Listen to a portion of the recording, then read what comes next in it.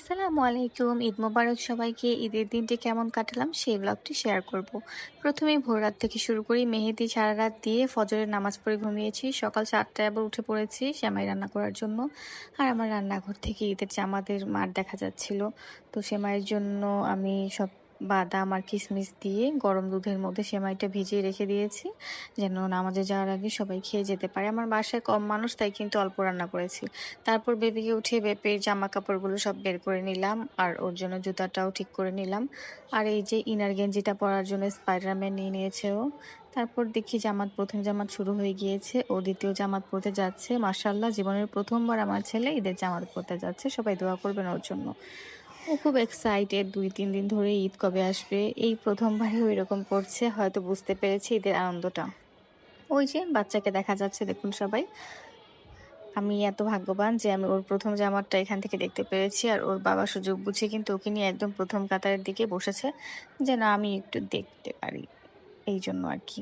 তারপর আমি রোস্টটা রান্না করলাম আর ওদের একটু একটু দেখছিলাম আর কাজ করছিলাম। তারপর আমি কোন ড্রেসটা পরবো টেইলর কেয়ার থেকে নিয়েছিলাম, সেটা গোসল করে পরার জন্য বের করে নিয়েছি, আর বিছানার চাদর ঘর সব গুছিয়ে নিয়েছি। গোসল করে নামাজ পড়ে নিলাম। তারপর অনেক লম্বা ঘুম দিয়েছিলাম নাস্তা করে। এখন প্রায় ২টা বাজে, ২:৩০ বাজে, আমি বের হচ্ছি দাওয়াতের উদ্দেশ্যে। আজকে কোনো রান্না বান্না নেই, দুপুরে দাওয়াত খেতে চলে যাচ্ছি রেডি হয়ে। খিচুড়ি ছিল, ডিমের কোরমা ছিল সেখানে, তারপর রোস্ট ছিল, অনেক ধরনের খাবার ছিল। সবকিছু করেছে আমাদের জন্য, আমাদের শ্বশুরবাড়ির সবার দাওয়াত। পোলাও ছিল, সাদা পোলাও।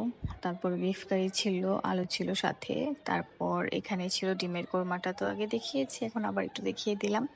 তারপর খাওয়া-দাওয়া শেষে আজকে কিন্তু প্রচুর গরম পড়েছিল, তাও রোদের মধ্যে ছবি তোলার জন্য গিয়েছিলাম। তারপর সন্ধ্যায় নবাবী সেমাই খেয়ে সবাই বুঝতে পারলাম সেমাইটা অনেক বেশি মজা হয়েছে, একদম আইসক্রিমের মতো লেগেছে, যেহেতু ফ্রিজে রাখা ছিল ঠান্ডা ঠান্ডা। গরমের মধ্যে বেশ ভালোই লেগেছে খেতে। তারপর নবাবী সেমাই খেয়ে কিন্তু আমরা বাসায় চলে এসেছি। আর আসার সময় এই যে পাকনা বুড়া একটা অনেক বড় বন্দুক কিনেছি, আর বাসায় এসে শান্তির ভাত খেয়েছি আলুর ভর্তা ঝাল করে ডাল দিয়ে। আলহামদুলিল্লাহ, ঈদটা কিন্তু এভাবে শেষ হয়ে গেল। আগামীকালও দাওয়াত আছে। আল্লাহ হাফিজ।